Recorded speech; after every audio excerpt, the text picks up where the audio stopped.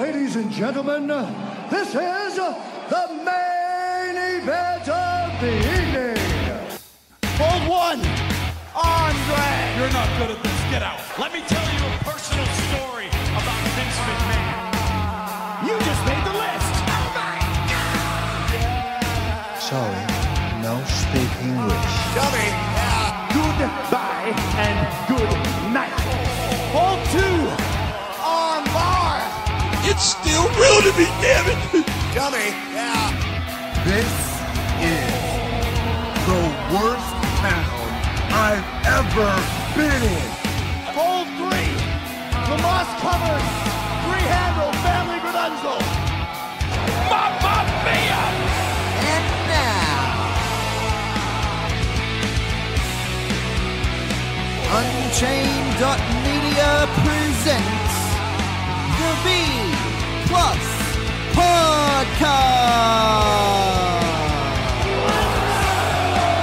with your host, Greg Unchained. It's me, Austin! It was me all along, Austin! number four, armbar. I will never retire! I still got 200 more. I got 200 more holes to list. All right, fellow B Plus players, welcome to the B Plus Podcast. I'm your host, Greg Unchained. Today is Monday. You know what that means. It's time for Impact Zone. Joining me, as ever, the apparently VB tinny sinking, dart smoking regular Jay. How are you, Jay? I'm good, thank you. What an introduction. I stole it straight from what the guys on The View think of you. Yeah. It's a shame one of the members of The View isn't joining us once again. Well, I liked that View show better when Oprah was on it, personally. Yeah, it was a lot better when Oprah was on it. You get a title shot. You get a title shot. You get a title shot. No. Impact this week, though. What did you think overall? It was good. We got to see the Rascals debut. Very exciting. Yes. Jordan Gracie was back in action. Yeah. Let's go from the top. Rich Swann and Willie Mack versus the Lucha Brothers. What the fuck was this? Just opening the show with Rich Swann and Willie Mack versus the Lucha Brothers. Holy crap. Yeah. It's crazy. But the one thing I had with the match was it seemed more like a tornado tag team match. Yeah, well, they worked the tags real quick, and the ref kind of lost count. Yeah. Like, he didn't do the whole 5 count thing. He just kind of let him go. Yeah, see, I like It's at the referee's discretion, Jay. It's at the referee's discretion. I like my tag team matches when they're actual tag team matches, if that makes sense. Right, when they do But then, don't you think sometimes they fall too much into the isolate hot tag trope? Yeah, it does in a way, but you don't really see that in Impact. That's more WWE style, I think. Yeah, Impact do more of this. Do more of the lots of fast tags, lots of even back and forth, fast-paced action. But yeah, it just felt, I don't know, it just felt too tornado-ish. Fair enough, yeah. I liked the Willie Mack doing the Willie Mack with the W and the M, like the Cerro Miedo. I thought that was amazing. And the Lucha Brothers, though, it bums me out that they're so good as a tag team. Does that make sense? Yeah, because they're so good as single competitors as well. Yeah. But then you've got them being brilliant as tag team wrestlers because of the chemistry they've got with each other. It's almost unfair. I mean, realistically, Penta should be the Impact World Champion, as far as I'm concerned. Yeah, and Phoenix should be the X Division champion. Yeah, but then when you look at the tag division too, you're like, well, these guys should definitely be the tag team champions. Just give them every title. Give them every belt, and then make other belts called runner-up belts, and let other people fight for those. You've got a belt, Penta. You've got a belt, Phoenix. Both got belts. We don't want this show to turn into The View, but but did you notice as well? So Phoenix and Penta got the win, but Phoenix wasn't even legal when he pinned Willie Mack. That's what I mean. Like, you know what? So Penta was tagged in on the apron, and they did the whole stomp thing and the spiked fucking fear factor on the apron. Yeah, holy shit! Ridiculous, that move. But then they did the roll through, like the assisted body scissor roll through splash, wheelbarrow splash combo. Yeah, wheelbarrow splash. That's right. Yeah, that's what I'm thinking of. Yeah, and they Penta was legal, and he's holding. I'm in my head canon. I'm just like, maybe it counts because he's holding him down. He's holding Phoenix down, so he's like using Phoenix as a foreign object. I don't know, man. It was weird, but they got the win. Yeah, illegally. I reckon Willie Mack and Rick Sean should dispute it next week. We didn't lose that match. It'd be good just because we'd get to see this match again, because I thought it was amazing. I don't care if it was a bit messy, tornado-y, don't get whatever. me wrong. Like, I great like that. match, but yeah. It was a hurricane tag. Yeah. That's what they call them in MLW for some reason. It's not a tornado tag in MLW, it's a hurricane. Typical of a show that Mikey watched, to be honest. All right. Let's not be the View. LAX come out and ask who's next for LAX. They talk about how they beat everyone, and they offer the Lucha Brothers a match at Homecoming. And the first thing I thought was Conan gonna be pissed. I think another thing they should have done is, where was the heel turn from LAX? No, it's a brother versus brother, or cousin versus cousin, or whatever. That's the. I don't like it. It's dumb. Just turn them heel. I don't like face v face matches. It's silly. Yeah.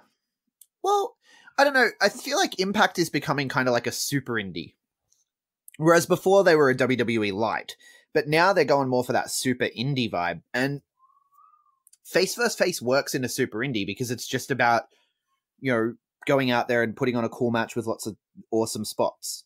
Yeah. No, I don't like it. I'm going to have to disagree with you there, mate. Fair enough. No, look, I'm not saying it's for everyone. I'm just saying it fits the vibe they're going for. Yeah, I guess, but then again, it's sort of something that it just makes things corny. Because you go, I respect you so much, and we respect you too, bro. We got face versus face with the Impact title as well, with Cage cashing in Option C in the X Division title, throwing that away like an idiot, and Cash going against Johnny. That's face versus face. We all know one of them's going to turn heel, but so you can just tell with that. Even if it's I still think Brian Cage is going to turn with Killer Cross. See, I feel like I have another way I think they're going to go with that, but let's touch on it later. So. Then we get, I guess we got the Brian Cage promo about cashing in, and then we see Conan is pissed and says, now I have to go do what I know I have to do, or whatever it was that he said that made very little sense. Does he bring back more members for LAX? Well, no, I feel like he clearly thinks that they can't beat the Lucha Brothers. I think that's what I mean. So does that mean he's bringing more members, or who would you bring? Well, who would you bring? That's the question. Yeah. Do a reformation of LAX. Because they got to be Puerto Rican, right? I mean, there's a lot of Puerto Rican wrestlers out there, but I can't think of any off the top of my head that are Impact ready. Just off the top of my head. Yeah, well, you've got, I don't know. There's maybe there's someone out there that we just don't know about, but new talent's always Homicide good. and Hernandez, they might reconciliate. But they just did that, though. They just did the feud. You can't just... Yeah, but that feud went for 3 weeks. It went for 3 months. No, Conan brings the old LAX back to team up with LAX against the Lucha Brothers, because the Homicide and Hernandez were feuding with the Lucha Brothers. But to do that, he would have to go onto OG's turf, and we know that there's some weird rule where they're not allowed to go on each other's sides of but just town. You said they have a peace treaty. It's so bad. Yeah, I know. It started with so much promise, and it's just gotten so bad. At the start of that feud, we're like, how good is this feud? And then actually wow. Yeah, well, because all the cinematic stuff was awesome, and then they ran over a kid, and then they talked about being put in acid barrels, and it just got a bit... It got a bit weird. It started off really, really, really strong. Episode of Breaking Bad. It did. It really did. Then we get, speaking of breaking things, Katarina and Jordan Grace 2. And did you like this one better? No. No? Bit of the same with the first one. I feel Katarina was given too much time. I thought it was good. I liked it. And the way they had her win with submission in the bear hug and stuff, I thought it showed her power well. Because she's in there against a big girl, a tall girl at least. Just give her a couple of squash matches and then move on to Katarina, just so everyone gets her full display of power. Yeah, no, I do get that. Like, have her come out like Lars Sullivan and just... Yeah, and just destroy everyone for a few weeks. And Yeah, no, 100%. Then I'm on board with you there, but then- I still thought that Katarina was a good opponent for her. Yeah, well, she's an Impact. She's a former Impact World Knockouts champion. So No, she's not. That was Winter. They just look alike. They just they're kayfabe, brother. long lost sisters. Yeah, it's like her twin, her unknown twin sister, and Where's but Winter Grado? retired. Winter retired before Katarina got. Where is Grado and Joe Hendry? What happened to that? Right, Joe Hendry was coming out waving his arms and singing. You got killed by that clown guy. Makes everything better on Impact Wrestling. No, not anymore. He doesn't. Did he get killed by that no. clown guy in Mexico? I don't know. Maybe he got signed by the retirement home, and we just haven't heard about it. That's like because now I don't get it. I don't understand. Yeah, they do abandon stories quite quickly, which is unfortunate. We also this was nice though. The Ultimate X flashback. Oh wait, sorry, no, I'm skipping KM and Fala Bar. They talk about some things.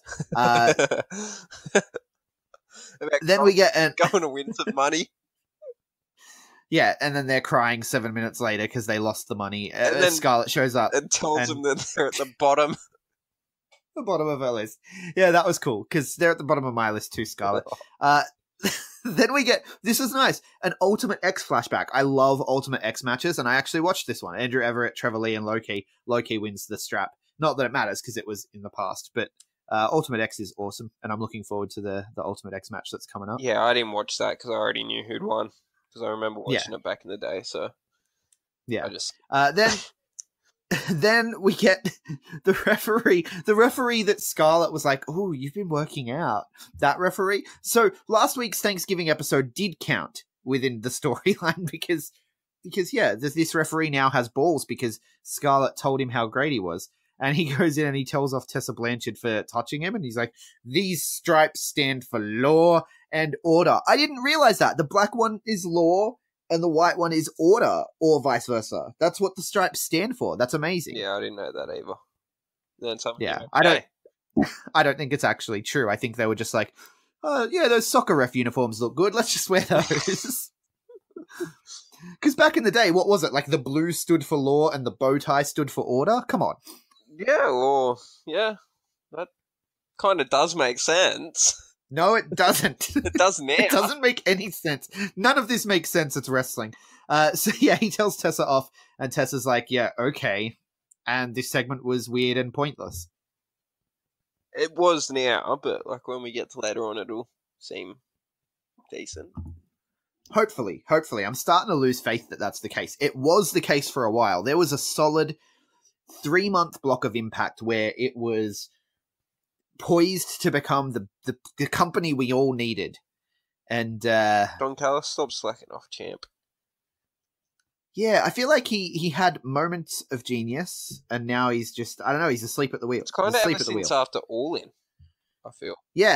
Yeah, like almost maybe at All In, they were talking about something that might be coming up, and Don Callis might have almost decided he's probably going to go there eventually, so he doesn't care about this anymore. Just throwing it out there. Just wildly speculating. As we do. I feel like Don Callis would make a good addition to the commentary booth, though, in All Elite, if they were going to do that. Oh, he'd make a good addition anyway. Yeah, I do like Don Callis as a commentator as well. So, great. How good was Tommy Dreamer's promo against Eli Drake? Yes, it was awesome. It was awesome. It was because he impersonated Drake. He made fun of him. Well, at first, okay, it started off real bad because he's like, "You're a millennial, a typical millennial," and I was like, "Ugh, this promo. Old men hate millennials. We get it." But then he went into like him imitating The Rock, and then he decided to imitate Eli Drake, and it was hilarious. It was fantastic. He nailed every part of it. Yeah, but I've just lost faith in Tommy Dreamer because he keeps coming back when he doesn't need to. Oh yeah, I don't want to see him. I wasn't looking forward to seeing him in the ring, and the match itself was kind of awful. But the promo, the Tommy Dreamer ECW, Tommy Dreamer House of Hardcore, right? And he did all that, and then he was like Eli Drake, and all the people are going to think is dummy. Yeah, I thought that was amazing. It was so well put together. He talked about him being on Tough Enough as well. which kind of shocks me. Right, yeah, you can't. Well, I guess WWE and Impact are in a weird place at the moment. Well, I guess that's Tommy Dreamer. That's something to talk about, actually. Tommy Dreamer probably just does not care. That's true as well. Tommy Dreamer gives zero fucks, but that's something we can talk about. The weird relationship with WWE and Impact at the moment. So, initially, LAX were set to face the Street Profits at an Evolve show. Yes, which was posted by your man himself, Jay. Right. But have you seen that that's all fallen apart? Yes. So they pulled out, they pulled LAX out. Impact pulled LAX out because they didn't want them working the Street Profits like because they're champions there and they're champions here, or something to that effect. That's odd to me. Well, it's probably because WWE said to Evolve that the Street Profits have got to win, and Impact were like, no, we're not having our champions lose. Could have done a time limit draw or something. Or a disqualification. Disqualification would have cheapened it. But this is why time limit draws exist, right? This is why more companies need to bring back time limits. Because when two guys are evenly matched, you can put them both over by having them both go the distance. And this is why WCW failed, Greg. What? Time limit matches do not work. That's not true. WCW didn't do time limit matches at the end. What are you talking about? Time limit matches are time tested, my friend. I'm telling you. If I promote a show, it's going to have time limit matches. I guarantee you that, because I think it's the best. And it's great. It's a good way to set up stories, too, is with time limit stuff. Underworld do time limits, and it's fantastic. No, but they put a spin on it. But they've got a spin on it, which makes it awesome. Yeah, with the interfere, like at 10 minutes, someone else can join. Exactly. I know, but still, time limits, they add urgency to a match, and it's awesome. Like, New Japan have time limits too, right? And they've had a story with two of their young lions. Like, they're not even full wrestlers yet. They're just young lions. And they've had, 12 time limit draws. They just can't beat each other. And every match, it gets more frantic as the clock ticks down. They're trying to get that win on each other finally, so they can finally say, I'm the one who won this fight. And they just keep having draws. And it's amazing. I beg to differ. Mate, you haven't watched it, so don't fucking beg to differ with me, all right? I've watched it. I know what I'm talking about. No. But we're getting really far away. But, the relationship is weird. I saw this week, did you see that now WWE, or at least NXT UK, are sending some of their stars to work with Destiny? I did not see that. And Destiny, as we know, do work with Impact. I mean, Destiny is the home of, what's his name? Rockwell. Yep, Stone Rockwell. And your favourite, the Masters knockoff? Oh. Yes. What was his name? I cannot remember, and I do not want to remember. Right, but so Destiny work with Impact as kind of like a feeding ground. Much like Evolve do with WWE. So originally LAX were going there, but now WWE are sending their guys to Destiny in Canada. We got Tyler Bate and Pete Dunne are both going to a Destiny show next month. So I just want them to sort their relationship out now. Like, give us some feedback on what's going on. Yeah, well, WWE have said it's been said that WWE don't view Impact as competition, but yet they still want to buy all their DVDs, all their library. Yeah, I have no idea what's going on. There's something going on there, and it feels like they're jockeying for position, right? Like sending talent to each other's affiliated shows, and I don't know. It just seems really weird to me. It's interesting. It's this weird. It's like watching Breaking Bad again. Yeah, well. WWE can... But in a better way. In a better way than the LAX stuff. WWE can say what they want, but if they were given a chance to buy out Impact, they would. I don't know. If they didn't have a use for it, why would they spend the money? Because it's Vince McMahon. I guess maybe, just for the tape library at least. Then we get Ray Lynn, which I'm pretty sure is a porn star name, taking on Taya Valkyrie. Stop watching porn, please, Greg, and watch matches. I didn't say I watch porn. I just said I'm pretty sure Ray Lynn is a porn star name. Maybe we should check with Mikey. Mikey would know for sure. No, Mikey would get in trouble if he watched that stuff. Right, we should touch on it again. Mikey is not on this week's Impact cast. First off, he started some kind of civil war. He will say that we started it because we said he was whipped, but that's not starting anything. That's just explaining why he's not on the show today. Which is the truth. And for the second week in a row, he is being whipped. So I believe he's out for lunch with his partner. He was. Oh, wasn't it? It was Jersey. Wasn't it someone's first birthday party? No, it was Jersey Boys last night. Right. Yeah. And went to see Jersey Boys. And then the first birthday and lunch with the missus. So just right. So it is. It's someone's first birthday. Yeah. So, but he's still missing commitments because he's whipped. Yeah. Yeah. You're supposed to be on the Impact Zone, Mikey, and don't go and trash us on your little view show that does twice the listenership of this. We have loyal listeners, and we will send them at your Twitter. People at Bug Boy Mike. I don't know what his name is anymore. He changes his name so much. Bug Boy Mikey Mark. But no, it's Mark E. Mike. Like, that's it. Like Marky Mark. Mark E. Mark. Yeah. He changes his name so much. He's basically Larry Gergich. Jerry Gergich. Terry Gergich. I'd even Jerry. Yeah. I'd even say he's a Christian type of person. Like Christian Cage. Sort of changes his character every couple of years. Johnny Impact. Johnny Nitro. John Morrison. That's perfect, actually. Promotional consideration paid for by the following. 100 episodes. We made it. We made it to 100 episodes, and what better way to celebrate than by sharing Threadbox with all the B+ players across Australia. Threadbox is a subscription service for men that brings you a personalized shopping and stylist experience for any budget. You get direct email access to a personalized stylist who builds out a style profile for you and sends you all the clothes you need. So if you need singlets this month, you're going to get singlets. If you need belts this month, you're going to get belts. You let them know, and they're going to send that out to you. There are multiple packages available, and you always get more worth than you pay for because Threadbox know all the best brands. CJ and I both got deliveries this month, and amongst our new threads were KSCY, Offends, Cheap Monday, NXP, and more. So you can check out our unboxing videos on the Facebook page, or if you go to threadbox.com.au, you can check out past packages that they've sent out there. We believe in Threadbox because Threadbox want to help us, you, and men everywhere look better without all the bother of having to shop. In as low a price as $40, what more can you ask for? You're going to get more value than you pay for. Just for our fans, if you put in the code the B+15 at checkout, you're going to get 15% off your first box.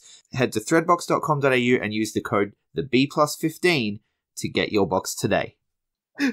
Yeah, let's bring it back. So Johnny's wife is in the ring. She squashes a jobber, Raylene, who has a porn star name. Onto the next. Tessa attacks her, though. And then smashes the return. Yes, because the return of Gail Kim. Because Tessa Blanchard's attacking Brendan, the referee. Yeah. So Tessa comes out and attacks, and then she lays into the ref, and then Gail Kim comes out. So Gail Kim wasn't really saving Taya. She's saving the Impact officials. Yeah, I reckon we'll get a heel turn at Homecoming again. I reckon Gail Kim will turn. Taya will try and be all lovey-dovey with Gail Kim, and Gail Kim will turn. See, I think Taya's going to win the title at Homecoming. Interesting. I think Taya's going to win the title at Homecoming, and we're going to have a power couple. No. We're going to do the power couple story with Johnny and Taya as the champions, and then we will get Miss Scarlett Bordeaux choosing her partner. And it will be Killer Cross, because they've started teaming up in AAA in Mexico. That's correct. And they are a good-looking team.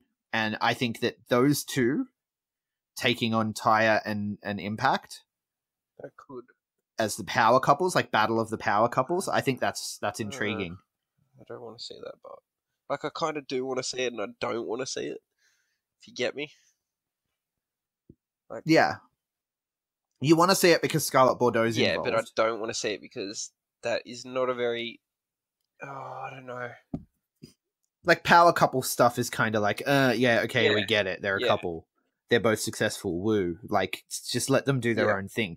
I'm normally on that train, but I just think that for the opportunity to get, because we know Killer Cross is involved at the moment with Johnny Impact, with that whole, you should ask me for help, man. I can help you, or whatever. And so if he gets pissed off that Johnny didn't need his help, it makes sense to me, especially if Scarlet Bordeaux does choose him because they're doing the thing down in Mexico together, and you've got Taya involved with Tessa at the moment. Just all the pieces seem to fit too perfectly for it to not be the final picture. Yeah. So I think that's where it's going. If I had to predict it, I'd say that's where it's going. Oh, well, your prediction's probably spot on, to be honest. Actually, I hope so. Just so I can say, told you so. Yeah, but you won't tell me so because I didn't argue with this one. So I'll just... No, I know, but but so I can say to the fans. So I can say, because, it's just not just you and me here. There's a microphone here. And I'm Big Boy and I disagree. Well, Big Boy, I'm going to tell you I told you so.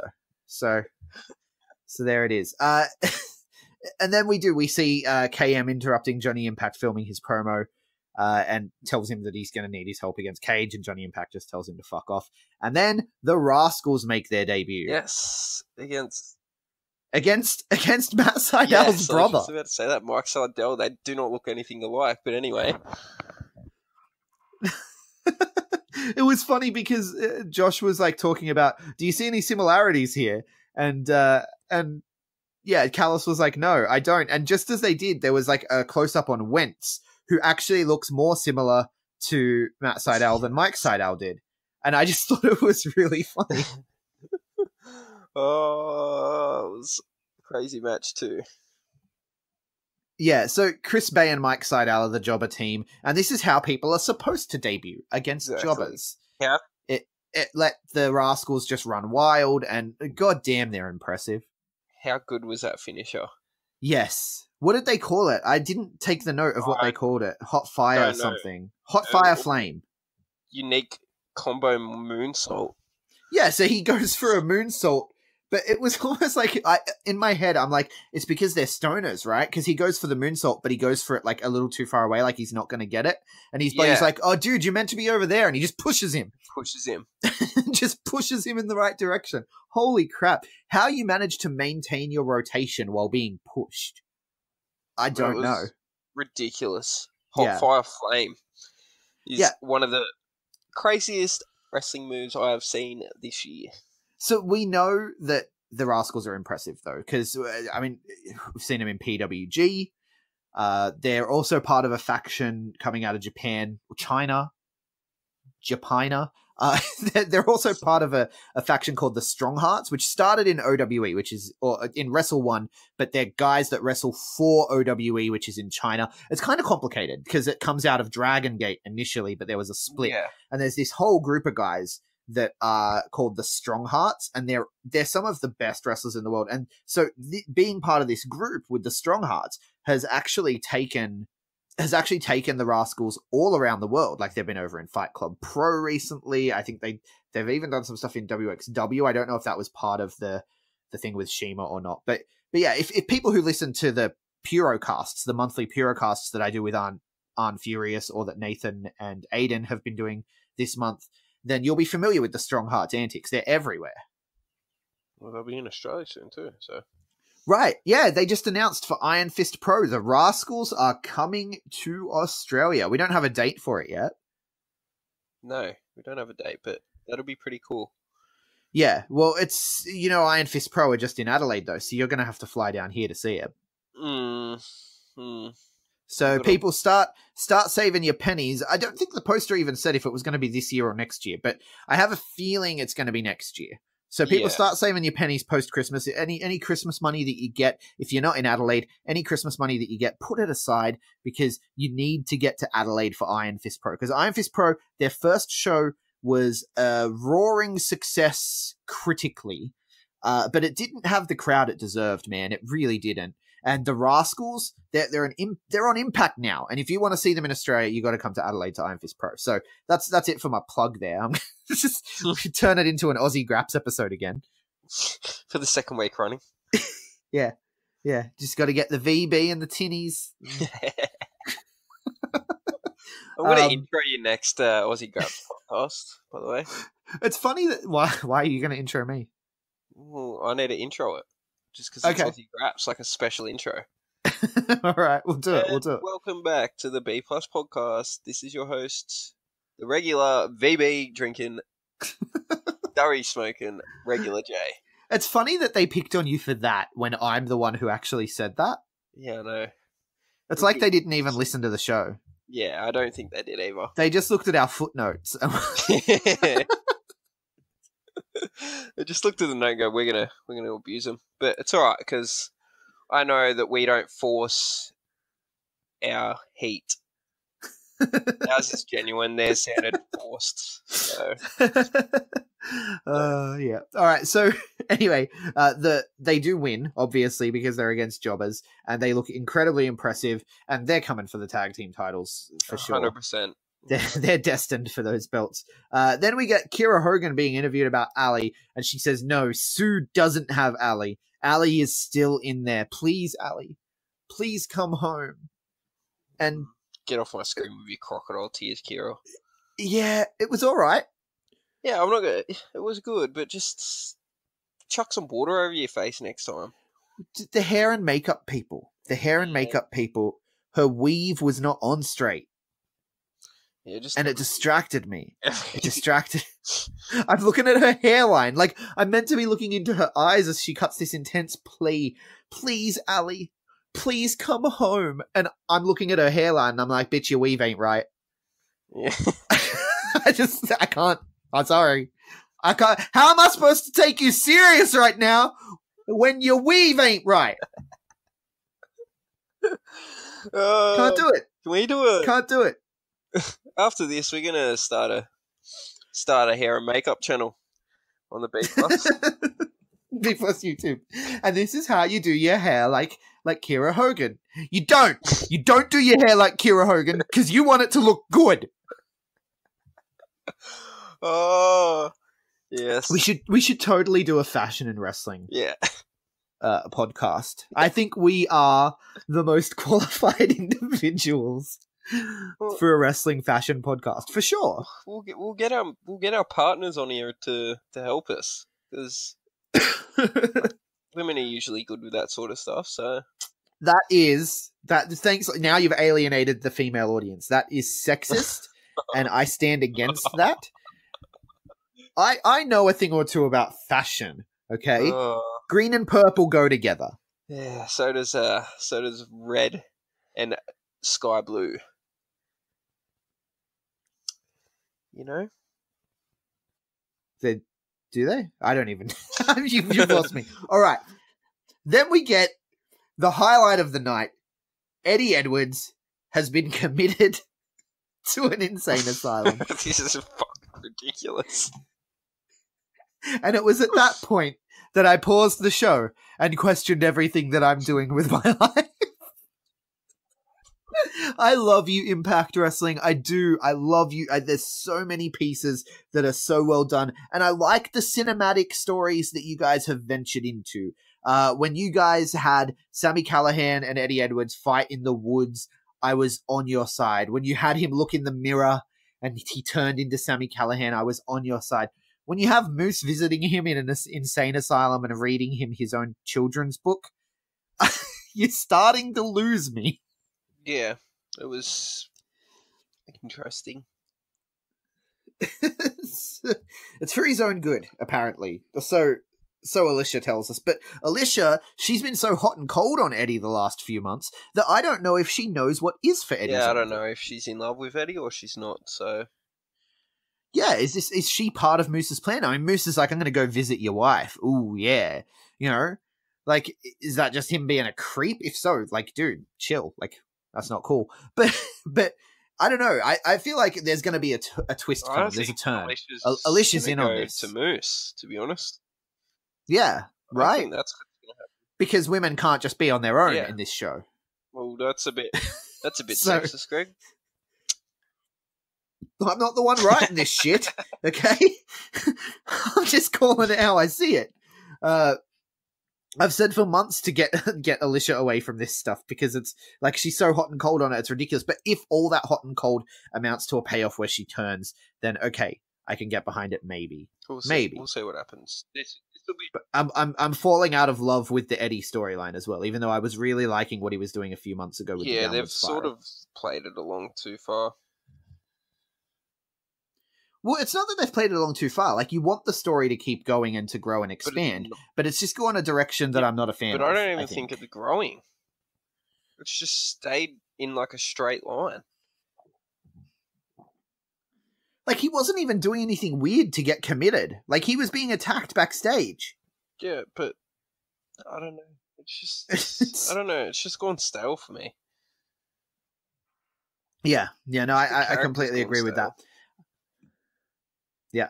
Then Eli Drake cuts a promo about hardcore wrestling not being the problem. Impact Wrestling is the problem. He's already sent Abyss's career to the graveyard, and tonight it's Tommy's turn, which I really liked that promo as well. But, you know, it's Eli Drake, so nothing surprising always there. Great. Yeah. What was surprising, though, was Matt Sydal just deciding, for whatever reason, to book himself in an Ultimate X qualifying match against Ethan Page, because his third eye told him to be so. right again, to be honest. Last week, what was that Ethan about? Page to win the X Division title. Oh, yeah, I did call that, didn't I? Oh, man, if it happens, I'll get to say I told you so. That's my favorite thing in the world. Other than, I hate it. I hate that idea.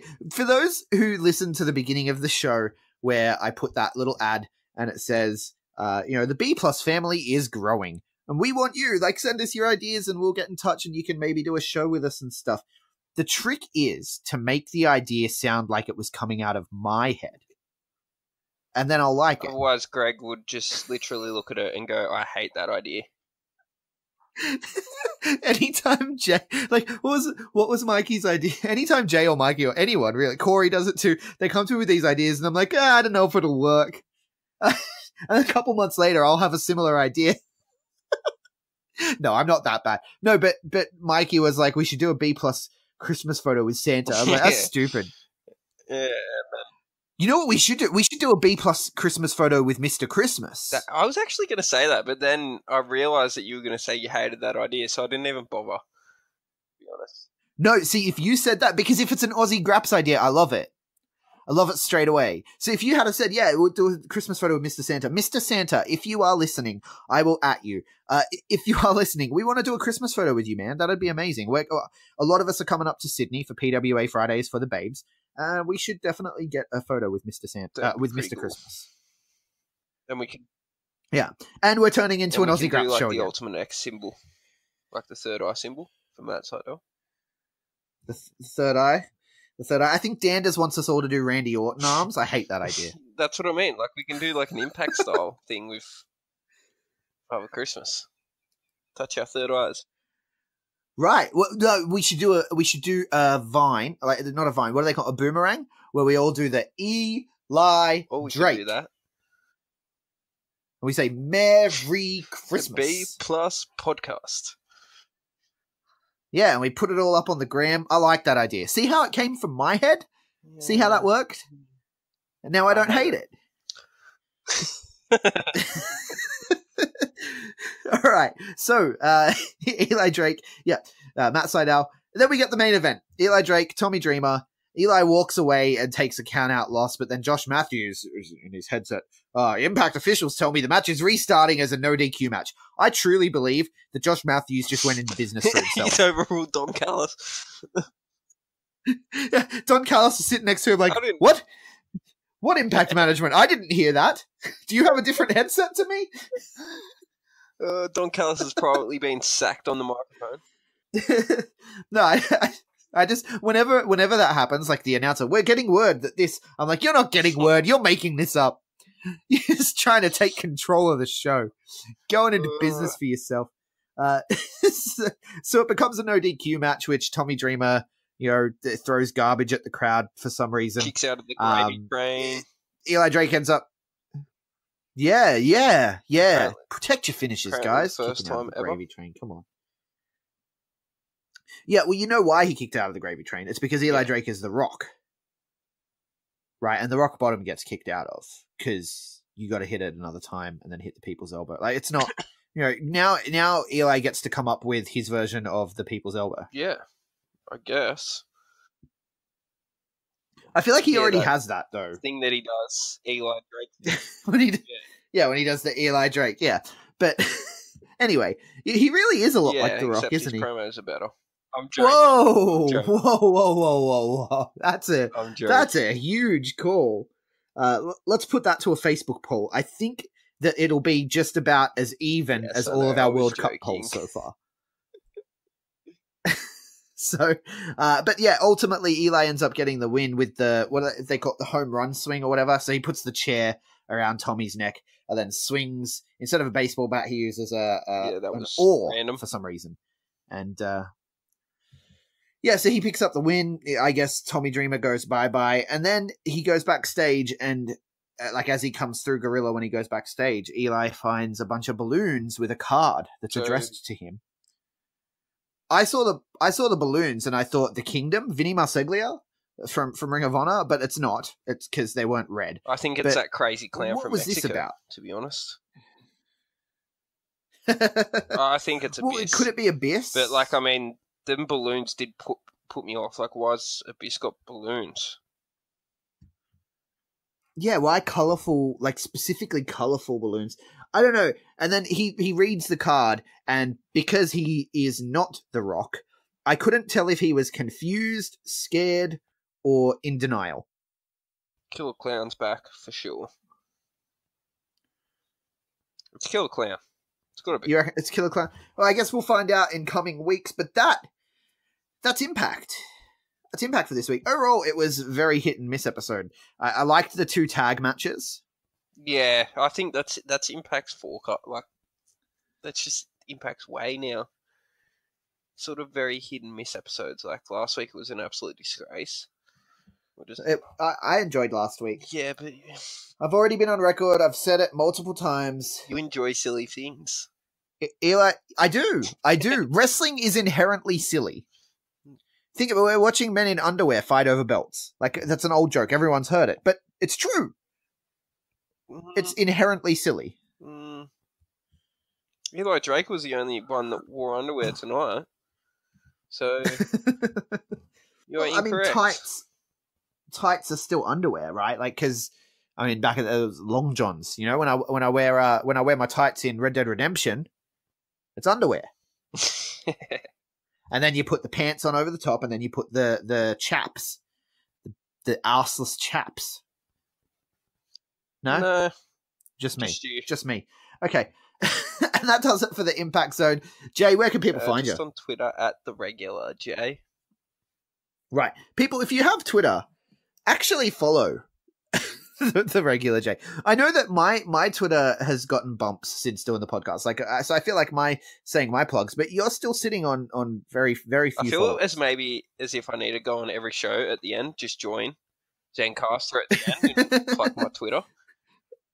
Yeah, well, to be fair, the Impact podcast is our least listened to show, probably because Impact is the least cared about promotion. Yeah. Unfortunately. I mean, I honestly think that I could do a promotion. I honestly think I could do an AWF exclusive podcast, and it would get more people listening for the lols than Impact would. Yeah, it probably would, to be honest. So, where's the Impact love, people? Bring it on. Impact Lives Matter. I am at Greg Unchained on Twitter. That's going to get me some heat. I am at Greg Unchained on Twitter, at the Greg Unchained on Instagram. We collectively are the B Plus Wrestle on Twitter because wrestling wouldn't fit. The B Plus Wrestling everywhere else. Like, share, subscribe, 5-star review. You know the drill. Thank you so much for listening. Hold one. Arm drag. You're not doing this. Get out. Let me tell you a personal story about Vince McMahon. You just made the list. Speak English. Dummy. Goodbye and good night. Hold 2. Arm bar. This is the worst town I've ever been in. It's still real to me, damn it! Dummy. the moss-covered, three-handle family Granunzo.